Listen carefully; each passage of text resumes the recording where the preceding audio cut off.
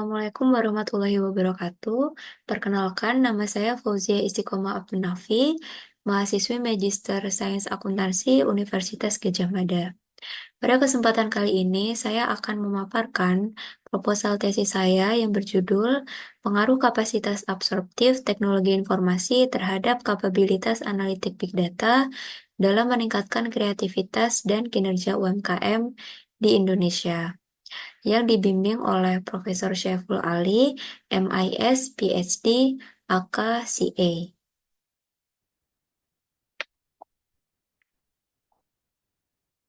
Yang pertama adalah latar belakang. Dalam beberapa tahun terakhir ini, transformasi digital telah menjadi fenomena global yang telah mengubah lanskap bisnis di berbagai industri. Nah, transformasi digital ini juga merupakan salah satu langkah penting bagi organisasi dalam menghadapi perubahan pasar, mendorong pertumbuhan ekonomi yang berkualitas, dan juga mewujudkan pengembangan yang inovatif, terutama untuk menghadapi lingkungan bisnis yang dinamis ini. Nah, UMKM sendiri itu adalah merupakan kontributor penting bagi perekonomian suatu negara karena peran UMKM ini dalam mencapai berbagai tujuan sosial ekonomi seperti bisa meningkatkan lapangan kerja dan juga pengembangan kewirausahaan. Nah, di Indonesia sendiri, menurut Institute for Development of Economics and Finance atau INDEF, pada tahun 2023 ini sebanyak 22 juta UMKM telah bergabung dalam ekonomi digital dan jumlah ini akan terus meningkat dan targetnya itu mencapai 30 juta pada tahun 2024. Namun meskipun potensi UMKM dalam ekonomi digital ini besar, lingkungan bisnis untuk usaha kecil dan menengah ini juga harus menghadapi persaingan-persaingan ketat seperti pesaing yang sudah mapan, pesaing baru, dan juga ekspektasi konsumen yang terus meningkat. Nah, penggunaan big data untuk menganalisis data dan mendukung pengambilan keputusan organisasi telah mendapat perhatian besar. Big data ini merupakan salah satu yang paling sering diadopsi oleh organisasi untuk membangun dan mencapai keunggulan kompetitif dalam memfasilitasi inovasi digital.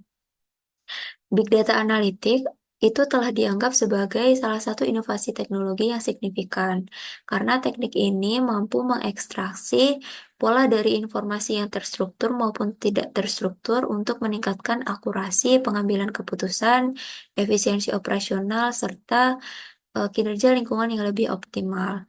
Dan juga Micallef DKK tahun 2019 menyatakan bahwa apabila untuk bisa memanfaatkan big data analitik secara maksimal dan untuk meningkatkan kinerja, maka perusahaan ini perlu membangun kemampuan analisis big data yang kuat. Kemudian literatur yang ada juga menunjukkan adanya kendala dalam menerapkan big data analitik ini dibandingkan perusahaan-perusahaan besar lainnya, seperti penelitian Anwar DKK tahun 2024, Daheri DKK tahun 2024, Willets dan Atkins tahun 2024, dan Maruf Khani DKK tahun 2020, di mana beberapa UKM menurut penelitian-penelitian tersebut masih menunjukkan keengganan atau kesulitan untuk menerapkan big data analitik ini secara praktis. Hal ini juga dikemukakan dalam beberapa literatur yang menyatakan bahwa UMKM ini sering mengalami tantangan dalam berinovasi karena adanya keterbatasan sumber daya, minimnya akses terhadap pembiayaan, dan juga budaya yang cenderung menghindari resiko. Nah, namun demikian, mengadopsi big data analitik ini juga berfungsi sebagai salah satu kekuatan positif untuk meningkatkan operasi dan juga memperkaya kualitas keputusan dan meningkatkan kinerja lingkungan. Juga sebagai salah satu sarana untuk meningkatkan keunggulan kompetitif dalam organisasi. Hal ini menunjukkan bahwa meski terdapat tantangan atau kendala yang telah disebutkan tadi, peluang besar yang diberikan oleh Big Data Analytic ini juga tetap relevan untuk diupayakan oleh UMKM untuk mendukung pertumbuhan dan keberlanjutan bisnis mereka. Kemudian, kapabilitas Big Data Analytic atau Big Data Analytics Capability itu merujuk pada kapasitas organisasi untuk memproses, memvisualisasikan, dan menganalisis data. Maka semakin penting Big Data ini telah mendorong perusahaan untuk meningkatkan kemampuan analisisnya guna memperkuat kinerja perusahaan. Dan kapabilitas Big Data Analytic ini juga memperkuat kinerja dan inovasi dalam organisasi. Menurut penelitian BATI DKK tahun 2022, Bersaut dan ZER 2024 dan ZEN DKK 2024. Kemudian, literatur terdahulu itu juga berfokus pada adopsi atau praktik Big Data Analytic yang digunakan oleh organisasi-organisasi besar. Mereka belum banyak terfokus pada UMKM. Nah, Mikalev DKK tahun 2020 juga menyarankan bahwa untuk mendapatkan keuntungan kinerja dari kapabilitas Big Data Analytic ini perlu juga adanya pengenalan mekanisme serta faktor-faktor yang mendukungnya. Oleh karena itu, berdasarkan latar belakang ini, penelitian ini ingin mengisi kesenjangan literatur tersebut dengan mengeksplorasi pengaruh kapasitas absorptif teknologi informasi terhadap kapabilitas Big Data Analytic yang menjadi faktor pendukung diterapkannya Big Data Analytic ini. Selanjutnya, peneliti juga akan melihat interaksi antara kreativitas organisasi dan kinerja organisasi di kalangan UMKM di Indonesia. Nah, kemudian rumusan masalah. Berdasarkan penjelasan sebelumnya, dapat diketahui bahwa kapabilitas Big Data Analytic ini menjadi salah satu faktor yang mendorong inovasi dan juga kinerja organisasi. Kapabilitas Big Data Analytic ini menjadi salah satu hal penting untuk memahami bagaimana proses Big Data ini bisa memberikan nilai tambah bagi bisnis, terutama di UMKM. Semakin meningkatnya kapabilitas Big Data Analytic, perusahaan juga atau organisasi bisa lebih cepat mengidentifikasi peluang inovasi dari data yang kompleks, kemudian bisa mempersingkat siklus pengembangan produk secara signifikan dan juga mempercepat respon terhadap pasar yang pada akhirnya meningkatkan daya saing mereka.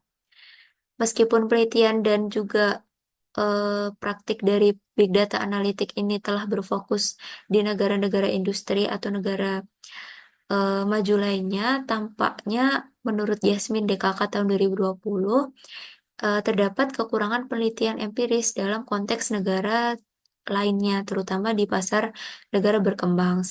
Nah, keterbatasan literatur inilah yang juga merupakan alasan peneliti untuk melakukan studi ini, yaitu di UMKM di Indonesia. Nah, mengapa peneliti memilih negara Indonesia? Karena menurut Border Intelligence, eh, itu market size perangkat lunak atau software Big Data Analytics sendiri diperkirakan mencapai 43,15 miliar US dollar pada tahun 2024 dan diperkirakan di 2029 nanti akan mencapai 67,48 US dollar. Dan tren dari hal eh, market size perangkat lunak Big Data Analytic ini menonjol di kalangan UKM dan juga startup di Indonesia. Nah, di penelitian ini terdapat 4 pertanyaan penelitian. Yang pertama adalah apakah kapasitas absorptif teknologi informasi berpengaruh positif pada kapabilitas analitik Big Data?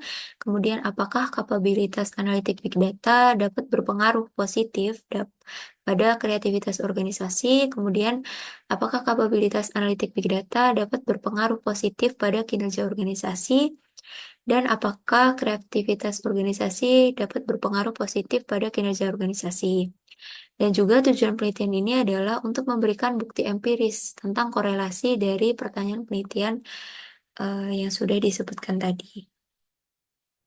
Nah, kemudian motivasi penelitian. Seiring dengan semakin berkembangnya transformasi digital, UMKM ini telah dihadapkan dengan peluang besar untuk meningkatkan daya saing mereka. Namun tanpa adanya penelitian, UMKM juga bisa beresiko kehilangan potensi yang bisa didapatkan dari adopsi Big Data Analytic tadi, seperti meningkatkan kreativitas dan inovasi, efisiensi biaya, serta pengambilan keputusan yang lebih baik. Nah, penelitian ini juga dilakukan untuk menghindari kesenjangan literatur atau gap literatur, antara lain kurangnya panduan empiris bagi UMKM dalam menggunakan big data secara efektif, sehingga hal ini juga bisa menyebabkan UMKM bisa berada dalam posisi yang tertinggal dan juga kurang berkembang dibandingkan dengan kompetitor lainnya. Nah, manfaat penelitian ini yaitu dalam pengembangan teori dan literatur di bidang sistem informasi teknologi Big Data di UMKM. Selain itu, penelitian ini juga mengisi gap literatur yang ada, terutama dalam mengkaji pengaruh Big Data Analytic Capability di sektor UMKM yang masih belum mendapatkan perhatian dibandingkan perusahaan besar. Penelitian ini juga membantu pelaku UMKM, khususnya di Indonesia, dalam meningkatkan kemampuan dan mengoptimalkan potensi mereka dengan menerapkan big data analitik dalam proses bisnisnya. Kemudian, kontribusi penelitian ini dibagi menjadi tiga. Yang pertama, secara teoritis. Penelitian ini memberikan perspektif baru dalam literatur yang bisa menjadi dasar penelitian lebih lanjut. Kemudian, secara praktis, penelitian ini memberikan panduan praktis bagi pelaku UMKM tentang bagaimana big data analitik ini bisa diterapkan untuk meningkatkan kreativitas dan juga kinerja dengan mengembangkan keterampilan dan kapasitas mereka. Kemudian secara regulasi atau kebijakan, hasil penelitian ini bisa memberikan data dan juga informasi yang bisa digunakan bagi regulator untuk merancang kebijakan yang mendukung penggunaan big data analitik di UMKM. Nah, kemudian adalah landasan teori dan tinjauan pustaka. Penelitian ini menggunakan research-based view atau research-based theory. RBV ini merupakan kerangka kerja yang menyoroti signifikansi sumber daya dan juga kapabilitas internal organisasi dalam merumuskan strategi yang beradaptasi dengan lingkungan dinamis untuk kesuksesan jangka panjang. Nah, di penelitian ini juga terdapat 5 bagian tinjauan pustaka. Yang pertama mengenai big data analitik pada usaha mikro, kecil dan menengah, kemudian big data analytic capability, kemudian kapasitas absorptif teknologi informasi, dan juga kreativitas dan kinerja organisasi. Nah, berikut adalah kerangka penelitian dalam penelitian ini. Nah, penelitian ini dibagi menjadi 4 hipotesis. Yang pertama adalah kapasitas absorptif teknologi informasi dan kapabilitas analitik big data yang berpengaruh positif. Nah, mengacu pada ALI DKK tahun 2012 bahwa konsep kapasitas absorptif ini merupakan kemampuan perusahaan untuk mengenali nilai dari informasi untuk memadukannya kemudian menerapkannya untuk tujuan komersial. Nah, organisasi yang memiliki kapasitas absorptif yang tinggi itu cenderung lebih bisa memahami dan juga bisa mengadopsi teknologi seperti big data analitik ini. Sehingga hipotesis pertama penelitian ini adalah kapasitas absorptif teknologi informasi berpengaruh positif pada kapabilitas analitik big data. Kemudian hubungan mengenai kapabilitas analitik big data dan juga kreativitas organisasi. Micallef dan Gupta tahun 2021 mengungkapkan bahwa dengan otomatisasi berbagai tugas manual, manusia itu bisa memiliki lebih banyak waktu untuk fokus pada aktivitas kreatif seperti teknik, desain, dan juga seni. Dengan mengembangkan Big Data Analytic Capability ini, UMKM juga bisa mengalokasikan sumber daya manusia mereka untuk tugas-tugas yang lebih kreatif dan inovatif, yang pada gilirannya nanti akan meningkatkan kreativitas organisasi. Sehingga hipotesis kedua penelitian ini adalah kapabilitas analitik big data berpengaruh positif pada kreativitas organisasi. Kemudian yang ketiga, kapabilitas analitik big data dan kinerja organisasi, di mana kemampuan analitik big data ini merujuk pada kapasitas organisasi dalam memanfaatkan manajemen data, infrastruktur teknologi, serta sumber daya manusia untuk menciptakan wawasan baru dan mengubah bisnis menjadi keunggulan yang kompetitif. Sehingga informasi dari kemampuan analisis tersebut bisa digunakan untuk mengembangkan produk atau layanan baru yang sesuai dengan kebutuhan pasar. Sehingga hipotesis penelitian ini yang ketiga adalah kapabilitas analitik big data berpengaruh positif pada kinerja organisasi. Nah, yang keempat adalah mengenai kreativitas organisasi dan kinerja organisasi, di mana penelitian Rumanti DKK tahun 2023 ini menunjukkan kreativitas organisasi yang dibentuk oleh kombinasi kreativitas individu, kelompok, lingkungan internal, dan penciptaan pengetahuan serta inovasi terbuka ini secara signifikan dan positif itu dapat mempengaruhi kinerja UKM. Dan penelitian ini menyimpulkan bahwa kreativitas yang dikelola dengan baik dan juga didukung dengan big data analytic capability tadi bisa meningkatkan juga kinerja organisasi. Sehingga hipotesis keempat penelitian ini adalah kreativitas organisasi berpengaruh positif pada kinerja organisasi. Nah, selanjutnya adalah metode penelitian, yaitu desain dan sampel penelitian. Penelitian ini merupakan studi dengan pendekatan metode kuantitatif dengan jenis data primer, dan penelitian ini juga menggunakan desain berupa survei kuesioner dengan pengambilan sampel itu purposive sampling. Nah, sampel yang dipilih di penelitian ini merupakan para pelaku UMKM di Indonesia yang sudah terdigitalisasi dan telah menggunakan analitik big data dalam proses dan aktivitas bisnisnya.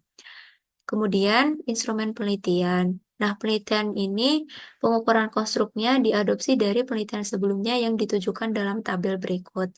Yang pertama adalah kapasitas absorptif TI yang diadopsi dari penelitian Ali DKK tahun 2011 dan 2013. Kemudian mengenai kapabilitas analitik big data yang diadopsi dari Cheng DKK tahun 2023.